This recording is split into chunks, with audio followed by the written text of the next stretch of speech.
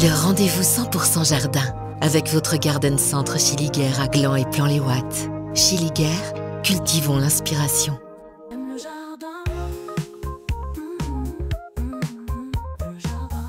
Aime le jardin avec Christophe Nanceau.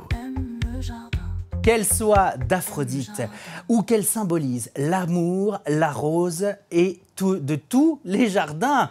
Magali Gonessa, responsable fleuriste au Garden Centre Chiliguère à Gland, va colorer nos vies en vous transmettant toutes les astuces pour adopter cette fleur chez vous. Magali, il n'y a pas qu'une seule rose, il y a des multitudes de variétés de rosiers et chaque année des nouvelles apparaissent. Comment on choisit bien son rosier pour chez soi ?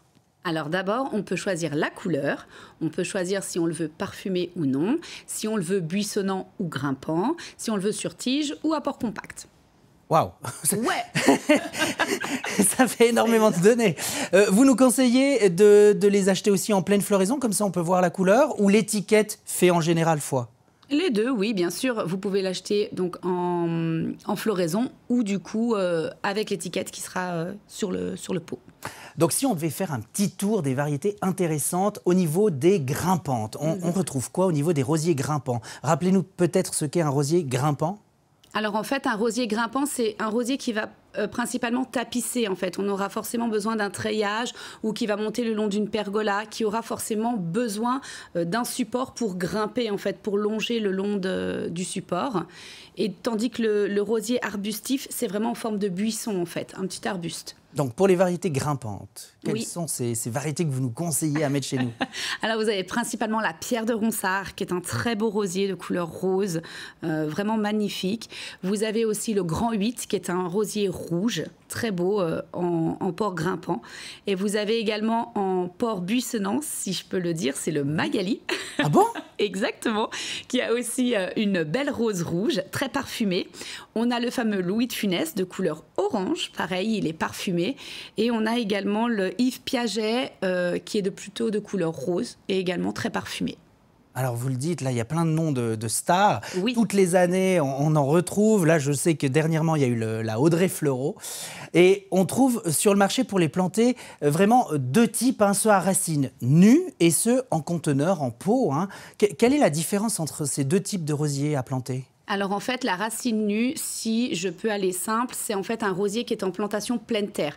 Donc on va forcément le déraciner et il faudra facilement le replanter au plus vite. Tandis qu'un rosier en conteneur, en fait, il a été enraciné dans le pot, donc il aura une meilleure reprise que le rosier en racine nue. Et au niveau des plantations, on intervient quand ? Alors, il y a une période plus favorable que d'autres ? En fait, le rosier, vous pouvez le planter au printemps ou à l'été. Il faut surtout éviter, on va dire, les périodes sèches, vu que la terre, elle est sèche et qu'il y a beaucoup de chaleur, donc surtout en été, et éviter également les périodes de grand gel. Et une question peut-être basique, mais est-ce qu'on peut cultiver un rosier dans un pot ou dans un bac ? J'ai l'impression que les plus beaux rosiers sont souvent ceux qu'on met vraiment en pleine terre.